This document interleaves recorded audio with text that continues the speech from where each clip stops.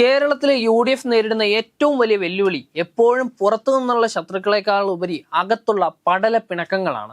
നിയമസഭാ തിരഞ്ഞെടുപ്പിന്റെ ചൂടിലേക്ക് നാടങ്ങ് കടക്കുമ്പോൾ ഭരണം കിട്ടുമോ എന്നതിനേക്കാൾ ഉപരിയായി ആര് മുഖ്യമന്ത്രിയാകും എന്നതിനെ ചൊല്ലി കോൺഗ്രസിനുള്ളിൽ ഉടലെടുത്തിരിക്കുന്ന പരസ്യമായിട്ടുള്ള തർക്കം രാഷ്ട്രീയ കേരളം കൗതുകത്തോടു കൂടിയാണ് നോക്കിക്കാണുന്നത്. വോട്ടെടുപ്പ് പൂർത്തിയാകുന്നതിന് മുൻപേ കസേരയ്ക്ക് വേണ്ടി നേതാക്കൾ നടത്തുന്ന ഈ വടംവലി മുന്നണിയുടെ കെട്ടുറപ്പിനെ തന്നെ ചോദ്യം ചെയ്യുന്ന രീതിയിലേക്ക് വളർന്നിരിക്കുകയാണ്. ഈ വിവാദങ്ങൾക്കാവട്ടെ തിരികൊളുത്തിയത് KPCCയുടെ മുൻ പ്രസിഡന്റ് K സുധാകരൻ തന്നെയാണ്. സാധാരണയായി ഇത്തരം വിഷയങ്ങളിൽ പാർട്ടി ഹൈക്കമാൻഡാണ് അന്തിമ തീരുമാനമെടുക്കുക എന്ന് പറഞ്ഞ് ഒഴിഞ്ഞു മാറുന്നതാണ് കോൺഗ്രസിന്റെ രീതി. എന്നാൽ ഇത്തവണ സുധാകരൻ ആ കീഴ്വഴക്കങ്ങളെല്ലാം അങ്ങ് ലംഘിച്ചു.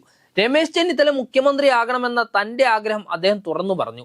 ചെന്നിത്തല പക്വതയുള്ള നേതാവാണെന്നും അദ്ദേഹത്തെയാണ് താൻ ശുപാർശ ചെയ്യുകയെന്നും സുധാകരൻ വ്യക്തമാക്കിയതോടെ ഗ്രൂപ്പ് സമവാക്യങ്ങൾ വീണ്ടും സജീവമായി. VD സതീശൻ പ്രതിപക്ഷ നേതാവായി വന്നതിന് ശേഷം പാർട്ടിയിൽ ഒതുക്കപ്പെട്ടുവെന്ന് കരുതുന്ന ഒരു വിഭാഗം നേതാക്കന്മാരുടെ വികാരമാണ് സുധാകരന്റെ വാക്കുകളിലൂടെ അങ്ങ് പുറത്തു വന്നത്. സുധാകരന് പിന്നാലെ മുതിർന്ന നേതാവ് PJ കുര്യനും ഇതേ നിലപാടുമായി രംഗത്തെത്തിയത് ചെന്നിത്തലയുടെ പക്ഷത്തിന് വലിയ ആവേശം നൽകി. UDF അധികാരത്തിൽ വരുമെന്ന കാര്യത്തിൽ തനിക്ക് സംശയമില്ലെന്നും രമേശ് ചെന്നിത്തല തന്നെയായിരിക്കും മുഖ്യമന്ത്രി എന്നും കുര്യൻ അങ്ങ് പ്രഖ്യാപിക്കുകയും ചെയ്തു. തിരുവല്ലയിലെ തിരഞ്ഞെടുപ്പ് കൺവെൻഷനിൽ ചെന്നിത്തലയെ വേദിയിൽ ഇരുത്തിക്കൊണ്ടായിരുന്നു കുര്യന്റെ ഈ പ്രസ്താവന. ഇത് കേവലം ഒരു വ്യക്തിപരമായിട്ടുള്ള അഭിപ്രായ പ്രകടനം എന്നതിനെക്കാട്ടിലുപരി സതീശൻ വിരുദ്ധ ചേരിയുടെ ഒരു ശക്തി പ്രകടനമായിട്ടാണ് രാഷ്ട്രീയ നിരീക്ഷകർ ഇതിനെ വിലയിരുത്തുന്നത്. സതീശന്റെ നേതൃത്വത്തിൽ നടന്ന പുതിയ യാത്രയ്ക്കും മറ്റു പരിപാടികൾക്കും ലഭിച്ച സ്വീകാര്യതയിൽ അസ്വസ്ഥരായിട്ടുള്ള പഴയ ഗാർഡുകൾ ഒന്നിക്കുന്ന ഒരു കാഴ്ചയാണ് ഇവിടെ നമുക്ക് കാണാൻ കഴിയുന്നത്. എന്നാൽ ഈ നീക്കങ്ങളെ അത്ര എളുപ്പത്തിൽ അങ്ങ് അംഗീകരിച്ചു കൊടുക്കാൻ പ്രതിപക്ഷ നേതാവ് VD സതീശനും തയ്യാറല്ല. സുധാകരന്റെയും കുര്യന്റെയും പ്രസ്താവനകളെ അദ്ദേഹം തള്ളിപ്പറയുകയും ചെയ്തു.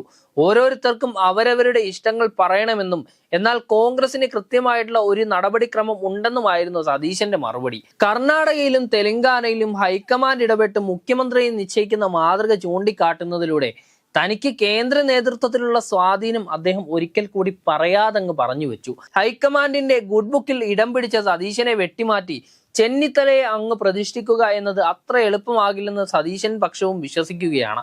ഈ തർക്കങ്ങൾക്കിടയിൽ രമേശ് ചെന്നിത്തല സ്വീകരിക്കുന്ന നിലപാടും ഏറെ ശ്രദ്ധേയമാണ്.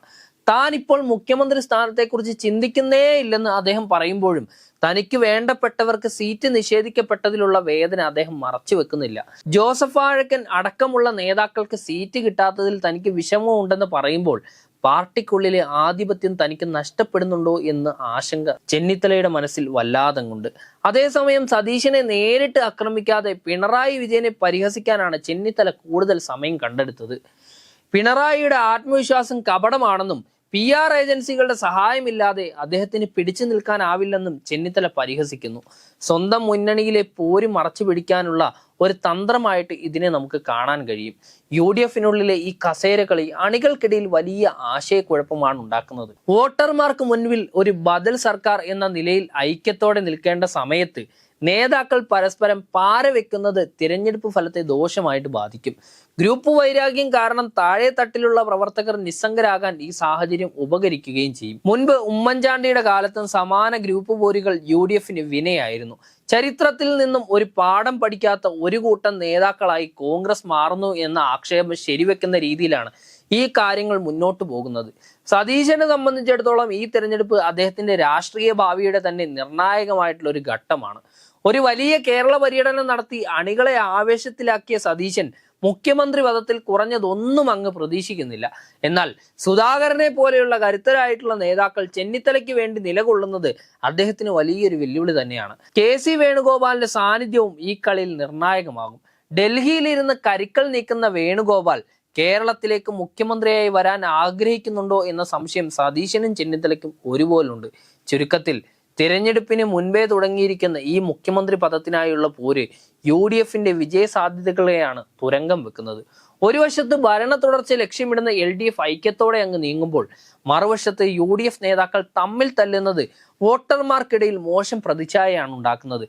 അധികാരത്തിൽ വരുന്നതിന് മുൻപേ കസേര ഭാഗിക്കാൻ തുടങ്ങിയ നേതാക്കൾക്ക് ഭരണം കെട്ടിയാൽ എങ്ങനെ ഒരുമിച്ച് പോകാൻ കഴിയും എന്ന ചോദ്യം പൊതുജനവും ഉയർത്തുന്നുണ്ട്.